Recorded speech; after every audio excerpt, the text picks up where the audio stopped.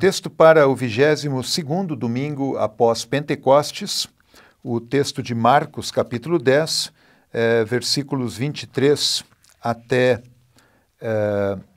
31. É um texto que segue imediatamente ao episódio do encontro de Jesus com um homem rico que veio lhe perguntar sobre o que ele poderia fazer para herdar a vida eterna. E Jesus, após lhe apresentar alguns dos mandamentos e ter da parte daquele homem uma resposta até um tanto arrogante de que ele já teria feito tudo aquilo, Jesus então o desafia a entregar as suas riquezas para os pobres e seguir a Jesus. E isso acaba demonstrando que aquele homem colocava sua confiança muito mais nas suas riquezas do que efetivamente em Jesus, a quem ele estava buscando. E o texto agora continua com Jesus, então, num diálogo com seus discípulos. Aquela cena certamente chamou muita atenção para eles, e Jesus vai aproveitar aquele evento para trazer uma lição importante para os futuros apóstolos. Então, versículo 23, Marcos 10, lemos assim: Kai periblepsamenos ho Jesus legei tois matetais autu. E, olhando em volta, Jesus diz para os seus discípulos: Pos diskolos hoitachremata echontes eisten basileian tuteu eiseleusontai. Quão difícil. Diskolos é um advérbio derivado do adjetivo diskolos, que vai aparecer logo adiante no próximo versículo. Dificilmente. Quão difícil ou dificilmente os que têm bens, os que têm propriedades, rema, entrarão no reino de Deus. Então, quão difícil aqueles que têm bens entrarão no reino de Deus. Versículo 24, Hoide matetai etambunto epitois logos autu. E os discípulos ficaram espantados. Etambunto é uma forma do imperfeito de tambel, que é uma maneira, talvez até enfática, de ressaltar o sentimento deles. Eles estavam num estado de espanto diante daquilo que eles ouviram de Jesus, com as palavras dele. Ora, era sabido que uma das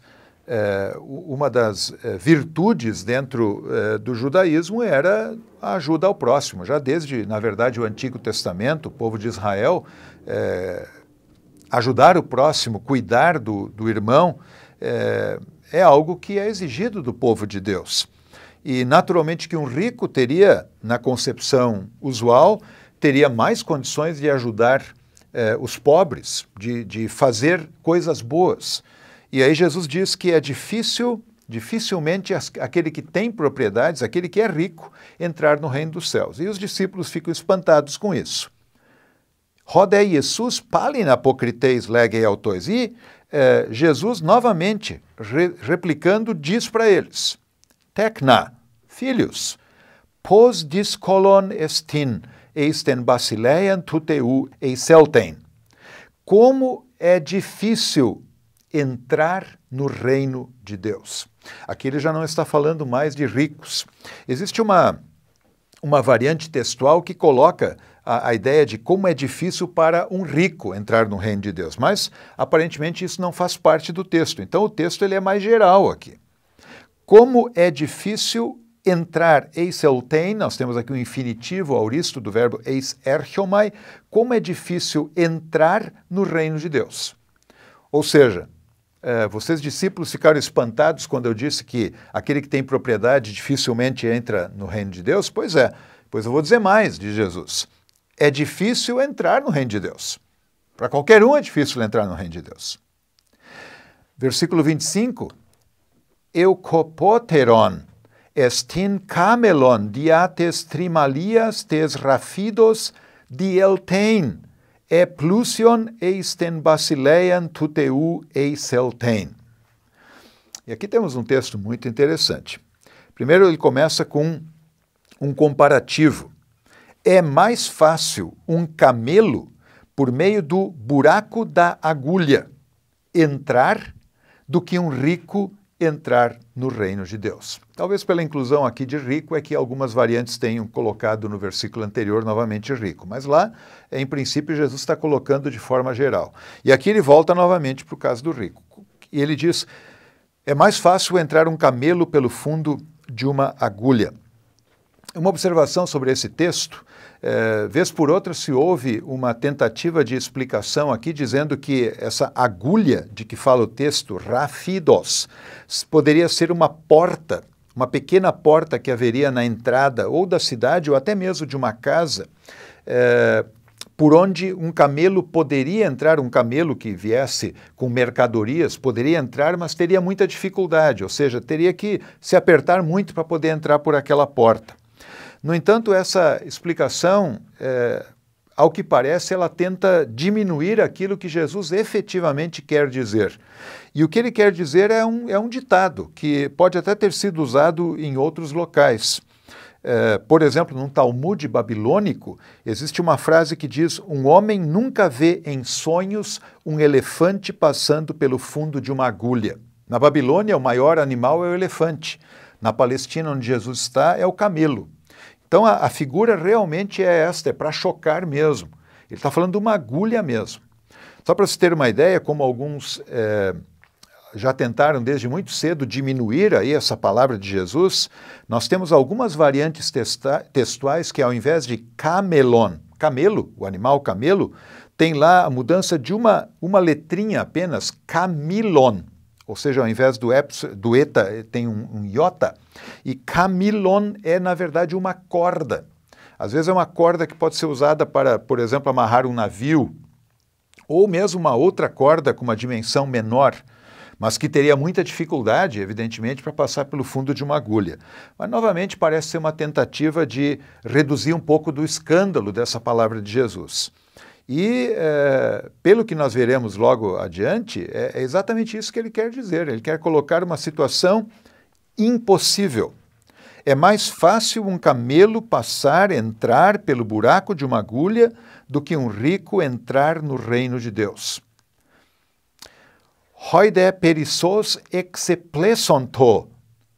Versículo 26. E eles ficaram muito admirados, ficaram muito perturbados, até daria para dizer, com essa palavra de Jesus. E disseram, pros realtus, para si próprios, ou seja, eles comentaram entre si, kaitis dinatai sotenai, e quem pode ser salvo? A gente nota pela pergunta que os discípulos fazem, então, entre eles, que talvez dá para dizer que eles entenderam o problema. Quando Jesus fala que é muito difícil alguém que tem propriedade entrar no céu, eles já ficam perturbados com aquilo. Quando ele dá o exemplo de que é mais fácil entrar um camelo pelo buraco de uma agulha do que um rico entrar no céu, eles ficam profundamente perturbados. O texto aqui é enfático. Perissos exeplessanto. Eles ficaram agitados muito, extremamente. E aí então disseram uns aos outros, quem é que pode ser salvo? Talvez duas coisas a gente pode comentar sobre isso. Primeiro, Jesus falava sobre ricos. Os discípulos não eram exatamente pessoas ricas. Tinham propriedades, alguns deles tinham barcos, eram pescadores, mas não eram exatamente pessoas ricas. E a pergunta deles é quem pode ser salvo? Ou seja, eles entendem e entenderam que essa palavra de Jesus ela é ampliada. Ela pode ser levada a todos. Em outras palavras, a pergunta quem pode ser salvo espera uma resposta negativa, ninguém. Mas uma segunda observação, na pergunta dos discípulos, deixa antever que há uma boa resposta a ser dada. Eles perguntam, kaitis dinatai sotenai. Sotenai é o infinitivo auristo da voz passiva, do verbo sozo, salvar, ser salvo. E a voz passiva ela é muitas vezes utilizada naquilo que se costuma chamar do passivo divino, ou seja, quando não se tem um agente da passiva, por quem, subentende-se, em muitos casos, que é de Deus que se está falando. E ainda que os discípulos não devem ter pensado sobre isso dentro da sua pergunta, ou talvez sim, não sabemos, mas a própria pergunta deles deixa algo no ar, e deixa uma possibilidade de uma boa resposta. Jesus vai dar essa boa resposta. Versículo 27, emblepsas autois ho Jesus legai. E olhando, tendo olhado para eles, assim como Jesus havia olhado para aquele homem rico que veio lhe fazer uma pergunta de como herdar o reino do céu, e Jesus olha para eles, e olhando para eles diz, para anthropos adinaton. Aos homens, impossível. Adinaton é, não há possibilidade. A pergunta era quem é que pode ser salvo? Aos homens? Naquilo que tange a possibilidade dos homens? Não dá, é impossível. Al u para teo, pantagar dinatá para to teo, mas não naquilo que se refere a Deus. Pois tudo possível para Deus. Aqui está a resposta para a boa pergunta que os discípulos fizeram. Quem é que pode ser salvo?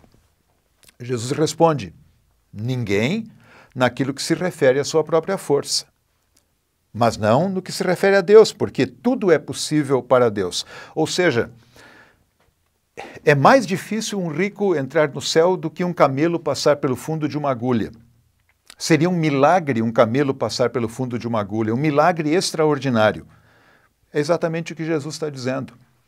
Alguém ser salvo é um milagre extraordinário, que só Deus pode fazer. Homem nenhum tem capacidade de realizar isto. Versículo 28. Erxato legen ho Petros auto. E então começou a dizer Pedro para ele.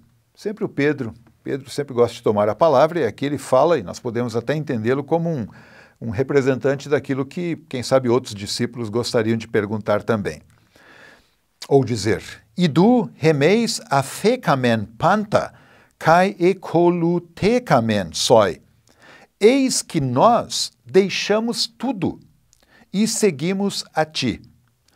Nota-se que Pedro aqui está usando duas formas do verbo afia-me e do verbo acoluteu no perfeito, no tempo perfeito do indicativo, que dá a ideia de algo permanente, de um resultado de algo passado, de algo que tem um resultado presente daquilo que já começou antes. Em outras palavras, nós deixamos tudo e continuamos deixando.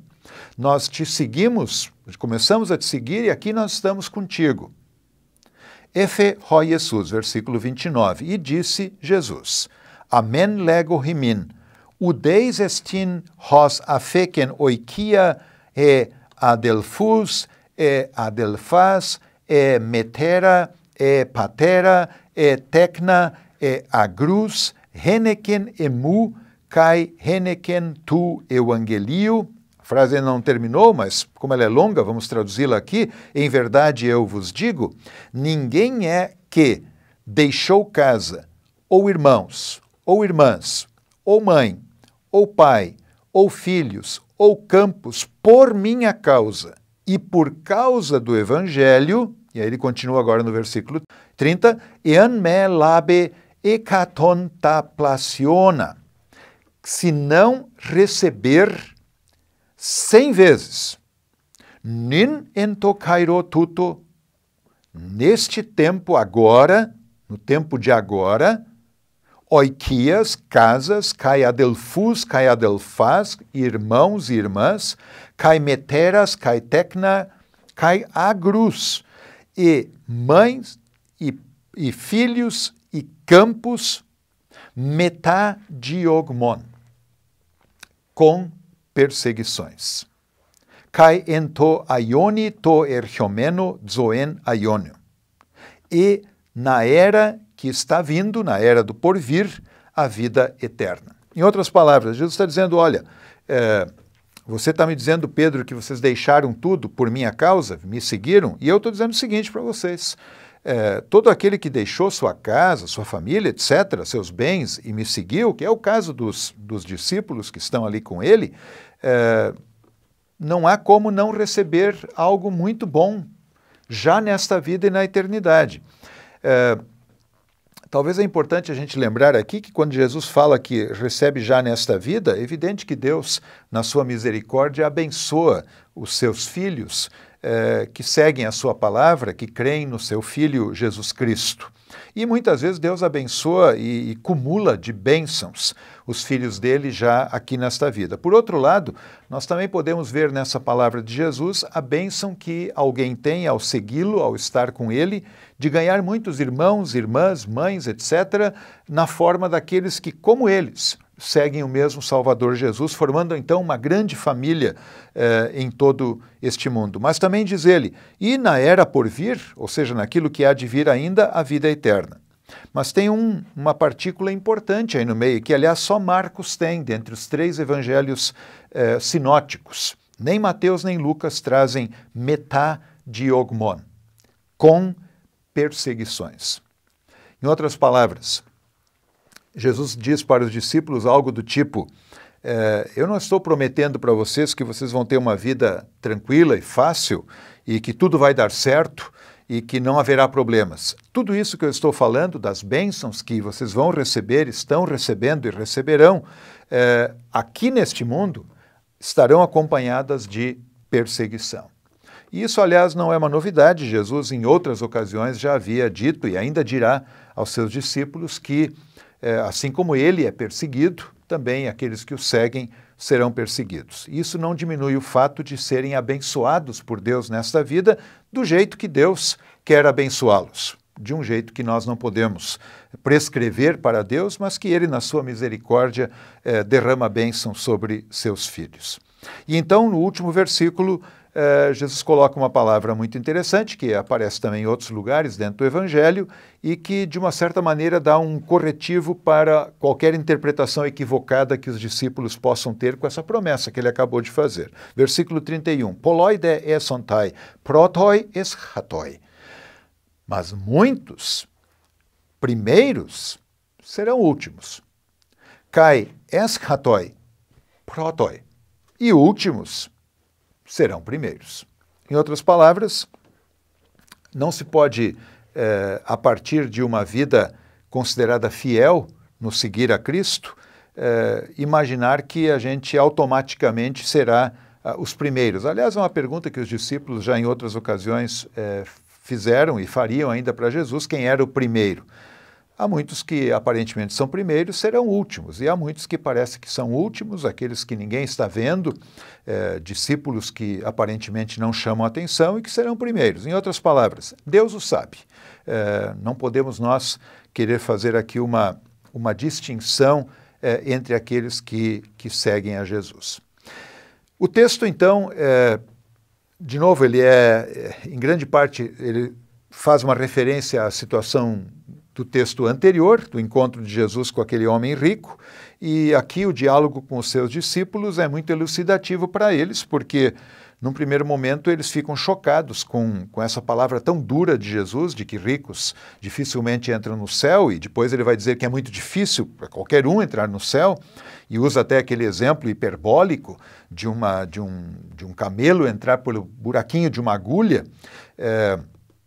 E é disso mesmo que o texto está falando, como dissemos, aquela ideia de uma porta que haveria por onde um camelo passaria, não há uma evidência de que isso alguma vez essa linguagem tenha sido usada naquele tempo. De fato, Jesus está falando de um fato impossível de alguém se salvar, e então ele anuncia que isso é possível para Deus, porque para Deus tudo é possível. E o texto, então, conclui com essa palavra positiva de Jesus para os seus discípulos, dizendo que ele sabe que eles o estão seguindo e Deus misericordiosamente cuida deles, mesmo em meio a perseguições. Talvez é interessante lembrar aqui nesse momento de que nesse mesmo 22º domingo após Pentecostes, o salmo do dia é o Salmo 119, 9 a 16, e ali eu gostaria de destacar pelo menos 2 versículos que me parece podem ajudar na reflexão sobre o texto do Evangelho do dia. Lá no versículo 9, o salmista pergunta de que maneira o jovem poderá guardar puro o seu caminho. De certa maneira, isso relembra aquela pergunta do homem rico para Jesus. E a resposta é dada observando-o segundo a tua palavra. E depois no versículo 14, mais me regozijo com o caminho dos teus testemunhos do que com todas as riquezas. E o texto do Antigo Testamento, de Eclesiastes, capítulo 5, 10 a 20, é uma reflexão muito interessante sobre os bens que uma pessoa tem na sua vida. E então o autor ele alerta de que é possível alguém se enganar muito pelos bens que tem, mas que ele pode positivamente desfrutar dos bens considerando-os como um dom que Deus lhe dá. Em outras palavras, sabendo que os bens são perecíveis, mas que o doador continua estando lá. E a mesma verdade vale para o Evangelho. Estar com Jesus, com bênçãos ou com perseguições, é sempre um grande presente. Isso os discípulos estavam aprendendo com ele a cada lição que Jesus lhes dava.